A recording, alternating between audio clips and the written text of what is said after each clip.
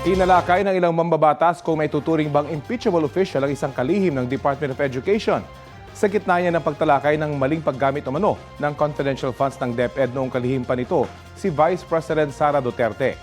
Bahagya ng deliberasyon ng House Justice Committee kaugnay sa pagiging sufficient in substance ng impeachment complaints laban sa bise. Balitang hatid ni Tina Panganiban Perez. Justice is hereby called to order. Tinalakay isa-isa ng House Committee on Justice ang basehan kung bakit nais ipa-impeach si Vice President Sara Duterte. Una rito, ang kaugnay sa 500 million peso confidential funds ng Office of the Vice President noong 2022 at 2023 at sa 112.5 million peso confidential funds ng DepEd ng kalihim siya nito noong 2023. Meron hong testimonya na sinasabi na yung mga yon, yung mga funds na yon ay hindi naman talaga nagamit dun sa mga dapat ipaggamit ng confidential funds. Nakita natin yung mga acknowledgements receipts ng mga which appear to be questionable and fictitious names. These were approved by the Vice President herself.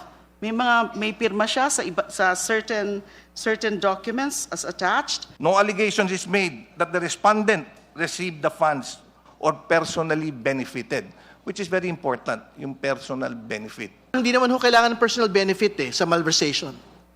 In fact, marami pong mga nasasakdal ngayon sa Sandigan Bayan. All they did was basically just sign into the disbursement vouchers, sign into the bidding documents. Nakapila ho sila doon ngayon, nakapiit ho sila sa mga kaso on malversation kahit sinasabi na wala ho silang personal benefit. Sa issue ng confidential funds, idinidikit ang affidavit ng nagpakilalang dating aide ng bise na si Ramil Madriaga na umaming nag-deliver siya ng pera sa ilang individual sa utos daw ng bise. Ang utos, ipinarating daw ni Colonel Raymond Lachica, ang dating head ng Vice Presidential Security and Protection Group.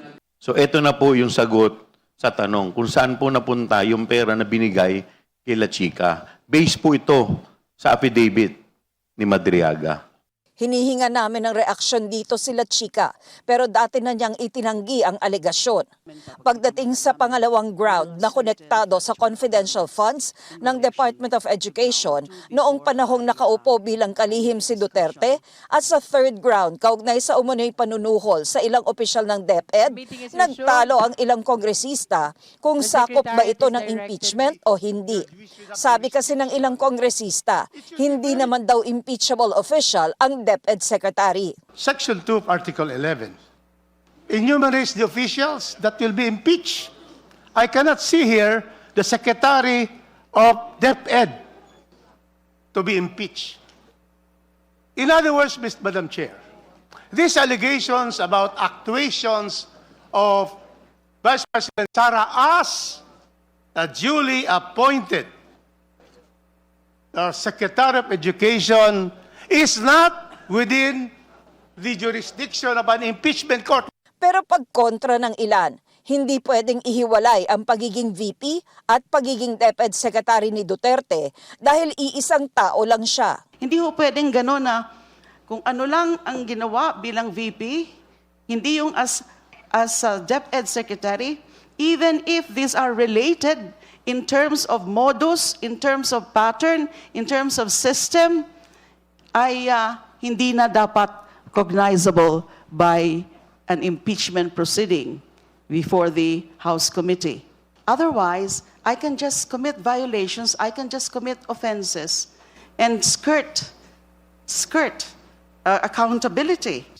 Nagpakita rin ng video si De Lima mula sa isang hearing ng Kamara noong 19th Congress bilang suporta sa umano'y panunuhol sa ilang DepEd official, pati na video ng bise na umano'y pinagbantaan ang Pangulo, First Lady at dating Speaker. May kinausap na ako na tao.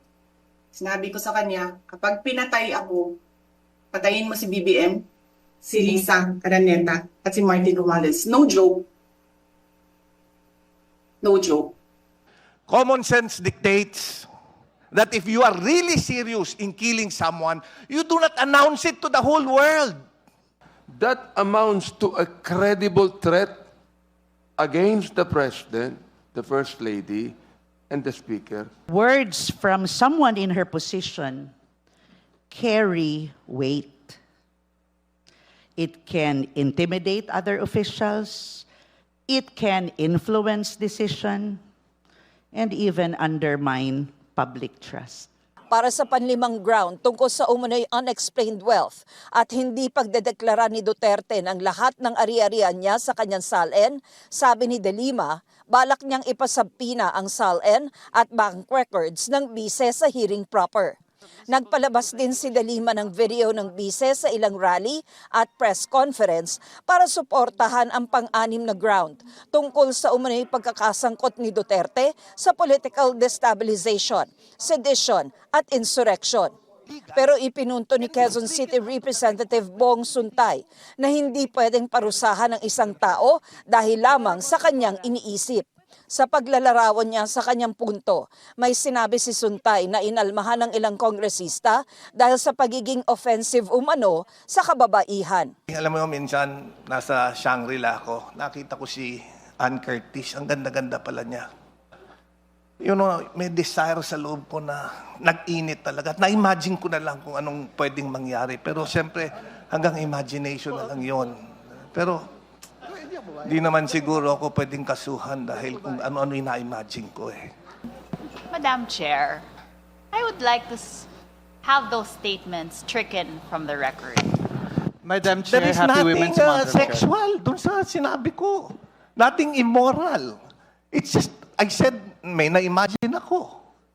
I think there is nothing wrong. Sa botong 13 yes, 2 no at 2 abstain, binura ang komento ni Suntay tungkol sa aktres na si Ann Curtis. The chair Yes. would like to state that if the manifestation of the justice member offends the sensitivity of the justice members, then it means that we are crossing the boundaries already. Madam Chair. After all, we rule here by the judgment of the justice members. Tina Panganiban Perez, nagbabalita para sa GMA Integrated News. Binatikos din na ilan pang opisyal at personalidad ang mga pahayag ni Quezon City 4th District Representative Bong Suntay tungkol sa aktres na si Ann Curtis. Dismayado raw si Quezon City Mayor Joy Belmonte sa mga sinabi ni Suntay lalo na't Women's Month pa ngayong Marso. Pero ang mas nakakadismaya raw, kabilang si Suntay sa mga Noy konsehal na nagpasa ng Gender and Development Code sa lungsod. Dapat daw humingi si Suntay ng paumanhin, maging accountable sa kanyang mga sinabi at maging kagalang-galang na public official. Sabi naman ng kapatid ni Ann Curtis na si Jasmine Curtis Smith, hindi lang ito tungkol sa kanyang ate, kundi tungkol sa lahat ng mga babaeng pinamaliit ng mga lalaking nasa kapangyarihan. Kapag ang isang congressman gaya ni Suntay raw ang nagsalita tungkol sa imahinasyon niya tungkol sa isang babae, pinalalakas daw nito ang nakaugaliang maling pagtingin at pagtrato sa mga babae. Kung gusto raw natin ng mas ligtas na mundo para sa mga babae, dapat daw itong magsimula sa mga leader na ibinoto ng taong bayan. Wala pang pahayag sa ngayon si Ann Curtis. At kaugnay ng isyong yan, kausapin na natin ngayon si Quezon City 4th District Representative Bong Suntay. Magandang tanghali at welcome po sa Balitang Hali. Ay, magandang tanghali, Rafi. Magandang tanghali sa iyo. Good morning. Ano pong reaksyon nyo dun sa mga negatibong tugon dun sa inyong naging pahayag sa Kongreso? Well, of course, ang sinasabi ko nga, the analogy was taken out of context. In fact, it was the point that I was trying to drive out when I made that analogy. Kasi dapat tignan natin dun sa konteksto nung pagdinig kahapon. Because yung analogy na yon was in relation doon ng isa sa grounds for the articles of impeachment. Na yung nabanggit ni VP Sara na nagkaroon siyang imagination at desire to inflict harm on the President. Ang diskusyon nun, yung imagination and desire is not an impeachable offense without an overt action. Yung analogy ko, para lang ipakita rin that, first, that imagination and desire is not a criminal offense without any overt action. At pangalawa, para ipakita that at times, may mga statements which are taken out of context, kagaya nung nangyari sa akin, kagaya nung nangyari kay Vice. Alam mo, wala tayong intensyon na lagyan ng malisya yung analogy na yon. Some people, of course, may have ruffled some sensitivity, especially among the women's group. So, nais natin humingi ng paumanhin doon, but hindi yun yung intensyon natin doon sa analogy na yon. To come up with something that na maiintindihan ng mga tao. In fact, ito nga, in a way, it became effective dahil napansin yung mensahe. Now, gusto ko naman, ang pansinin ng tao yung konteksto ng sinasabi natin. Okay, sinasabi nyo nga po yung konteksto. Himayin po natin. Ano po bang ibig Yes, nyo Rafi. sabihin dun sa nag-init at pwedeng mangyari? Yung sabi ko may desire na nag-init. Ang ang interpretasyon ko doon, nakita ko yung crush ko. At ang imagination, na-imagine ko na nililigawan ko siya at naging girlfriend ko siya. Pero siguro hindi naman ako makakasuhan kasi may asawa ako dahil bigamy. Hindi ko pwedeng kasuhan ng bigamy pagka imagination lang. 'Di ba? Yun yung punto ko. Hindi naman malicious. In fact, the whole scenario was a fictitious scenario. Gayon pa man ang congressman, bagamat in hindsight Dahil na hindi tapos ko naman na. talaga nakita si Ann sa Shangri-La. Opo. In hindsight mo, tapos na po yun eh. Kaya lang, aminado ho ba kayo na pwedeng gumamit kayo ng mas akmang analogy po siguro na hindi magiging controversial? Well, alam mo, unang-una, yun ang unang pumasok sa isip ko dahil the night before, yung aking kaibigan, kwinento sa akin, nakasama niya yung asawa niya, nanood siya ng pelikula ni Ann Curtis. Wala akong maisip na ibang pangalan ng artista. Kaya yun yung nabanggit kong pangalan at nagamit sa analogy. Like what I said, that analogy was purely non-malicious statement which was used to drive a point. Having heard all of the criticisms, hanggang ngayon po pinapanindigan nyo na tama yung analogy po ninyo? Well, maaari ang sinasabi ko, yung analogy, kailangan kong gawin to drive a point. Kagaya nga ng sinasabi ko rin, it may have been in bad taste dahil nga may mga sensitivities tayong tinamaan. Kaya nga pinapaliwanag natin, that was not the intention when the analogy was made. Ang gusto ko lang ipunto, statements sometimes are taken out of context and different conclusions from that which the person who made it from the person who made it. Kagaya ko, yung intention ko was not malicious pagbigay ng statement. Pero yung mga iba, nag-fill in the blanks in order to arrive to the conclusion that they want to hear. Nabanggit niyo po, posibleng in bad taste yung inyo pong sinabi at may mga grupo na nagsasabing dapat mag-apologize kayo. Kayo po ba mahihingi ng paumanhin? Well, di ba, kagaya ng sinabi ko kanina, Rafi, para dun sa mga tao who found it in bad taste, na maling analogy, kay Ms. Ann Curtis, ay tayo nag-apologize. But ang inuulit ko nga, that analogy, the statement, was not a malicious statement, was not intended to be malicious. Siyempre, gusto ko lang ipakita that sometimes statements can be taken out of context. Alam mo, nakakalungkot nga, Rafi, dahil yung unang manifestation ko nung umaga, may manifestation ako that I hope that the members of the committee should not only appear impartial but be impartial. That we use the same standards nung dinispose namin yung impeachment complaint kay Presidente, yun din yung the same standards be used for the Vice President. Yun yung pakiusap ko. Sadly, hindi yun yung pinikap ng media. Ang pinikap yung Ann Curtis na statement. Opo, Ang nakakalungkot, ang dami-daming problema ng ating bansa. Medyo And, marami po kasi nag-react doon sa tayo inyo mga dito. marami po kasi nag-react doon sa inyo mga sinabi at hindi naman po pwedeng Oo. ignore ng media yung fact na yon. Kaya nga. Open po ba kayong sumailalim sa gender Oo. sensitivity training tulad ng mungkahi ni Representative Percy Sendanya? Alam mo, kagaya ng sinabi ko, that statement was purely taken out of context. Ang kailangan tignan yung kabuuan, na disposisyon ko, ang mga panukalang na-file ko, at ang mga action ko. Yun ang kailangan tignan. May mga akusasyon din po na tinagtatanggol niyo raw po ang vice. Nabanggit nyo nga dapat maging patas ang lahat at maging impartial. Pero may mga ganong akusasyon po. Nasa inyo po pagkakataon kung inyo pong tutugunan yon. Well, alam nyo, kung napanood nyo, yung impeachment complaint against the President, I also gave the same observation to defend the President. In fact, I voted that the impeachment complaint against the President was not sufficient in substance.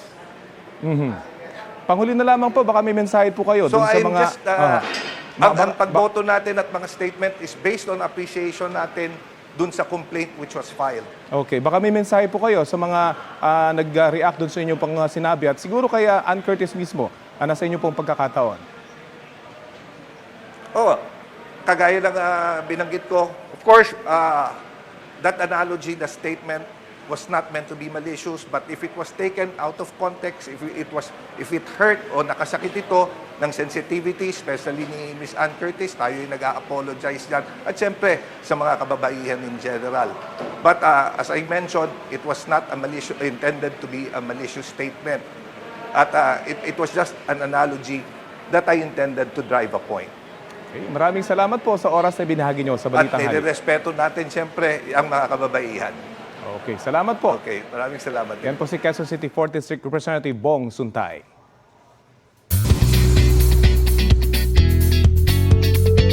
Wednesday latest na mga mare at pare. Ongoing na ang preparations ng mga bida ng action drama series na Task Force Firewall. Sumabak sa gun handling training sa Clark, Pampanga, sina Kylie Padilla, Jack Roberto, Kailin Alcantara at Miguel Tan Felix. Chika ni Kylie sa inyong mare. Sumalang sila sa combat style training para maging mas effective ang pagganap sa mga karakter. Si Kylie na first time sa action drama genre, excited daw talagang matuto ng stunts. Bukod sa physical preparation, dinedevelop din ang chemistry ng cast. Sumabak ang apat sa familiarity training kasama ang co-stars na sina Buboy Villar, Cheska Fausto at Shane Sava. Huli kam sa Binyan, Laguna. Tumatakbo ang lalaking yan na may tinatakasan pero nadapa siya. Kasunod niya ang isa pang lalaki na walang haba siyang sinaksak. Tumakas ang suspect. Dead on arrival sa ospital ang biktima. Ayon sa pulisya, bago yan ay nagiinuman pang dalawa na magkatrabaho sa paggawa ng hollow blocks. Nag-ugat daw ang krimen sa pakikialam umano ng biktima sa away ng suspect at kanyang asawa. Tinutugis ng suspect na maharap sa reklamong homicide. Sabi ng Department of Energy, posibleng pumalo sa 10 piso kada litro ang dagdag presyo sa produktong petrolyo kapag tumaas ng $20 ang kada bariles ng crudo sa world market dahil sa krisis sa Middle East. Kung mangyari yan, hihilingin daw ng DOE sa mga oil company na utay-utayin ang taas presyo. Balitang hatid ni Joseph Moro.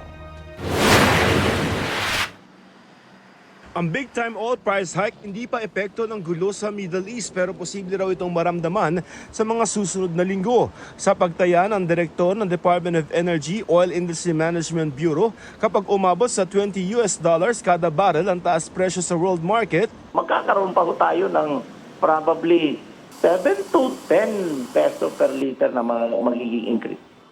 kung sakali hihingin daw ng DOE sa mga oil company na utay-utayin ng anumang taas presyo. Instead of one time, baka pag-usapan yung over a series of adjustments weekly or a number of days. At nagawa na ho natin ito recently dun sa nangyaring Israel-Iran missile conflict. Sa ngayon, nasa $76 hanggang $78 ang kada barrel ng Dubai crude. Kapag lumampas ito sa $80 ayon kay Pangulong Bongbong Marcos, hihiling siya sa Kongreso ng kapangyarihan para bawasan ang excise tax o buwis sa pag-import sa mga petroleum products. It is not going to be a permanent measure.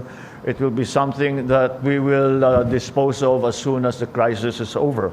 Suportado naman ito ni House Speaker Faustino D na nagsabi makikipag-ugnayan sa Senado para pag-aralan ito at kung kailangan ay amyendahan ng batas. Handa rin daw makipag-usap ang Senado. Pag-usapan namin kung paano. Siyempre ako, on a personal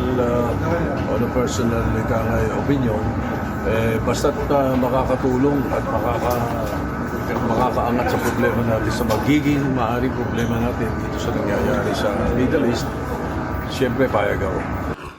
Sa gitna ng banta ng oil price hike, humihingi ang mga jeepney at bus ng 2 pisong dagdag pasahe. May hirit din ang mga provincial bus at mga Transport Network Vehicle Service o TNVS. Pati ang P2P buses na humihingi ng hanggang 40% fare increase dahil 10 taon na umunang di nagtataas pasahe. Kahit piso. At alam ko na iintindihan ito ng ating mga kababayan dahil pang 10 beses na pong nagtaas ng mga produktong petrolyo. Ito ay pansamantala lamang naman. Submitted for resolution na ang mga hiling sa LTFRB at maaaring madesisyonan ngayong Marso. Ayon sa LTFRB, kapag lumala pa ang tensyon sa gitnang silangan, ay mapipilitan silang itaas ang pamasahe sa halos lahat ng pampublikong transportasyon. Pero papahupain umano muna ng LTFRB ang tensyon sa Middle East kung sakali. We have definitely considered the granting of provisional increases. The ability of the passengers to pay is another factor altogether. Ang DOE humingi na raw sa oil companies ng contingency plan kung saan bibili ng langis sa labas sa Middle East. We are assuring na hindi po pupunta kayo sa gasolinahan at walang gasolina doon. Bukod sa presyo at supply ng crudo, may agam-agam din kung maapektuhan ang presyo ng kuryente. May mga power plant pa rin kasi ang Pilipinas na pinatatakbo ng crudo. Pero sabi ng DOE, minimal o kakaunti lamang yan kaya hindi raw masyadong makakaapekto sa power supply. Technically, we are not dependent on oil for electricity. Only 3% of oil is used for electricity. Although there will be indirect impact kasi the shipping cost of importing other fuels like coal, for example, might be affected. Pero wala pa naman kaming napapansin dyan. Sa gitna nito, ipinag-utos ni Pangulong Marcos sa mga ahensya ng gobyerno na magpatupad ng mga paraan ng pagtitipid. Hinimok din niya ang publiko na gawin din ito. We encourage the use of public transport, private vehicles. Punuin naman ninyo yung sasakyan ninyo. Huwag yung isang tao lang ang gumagamit. All of these things can come together. Joseph Morong nagbabalita para sa GMA Integrated News.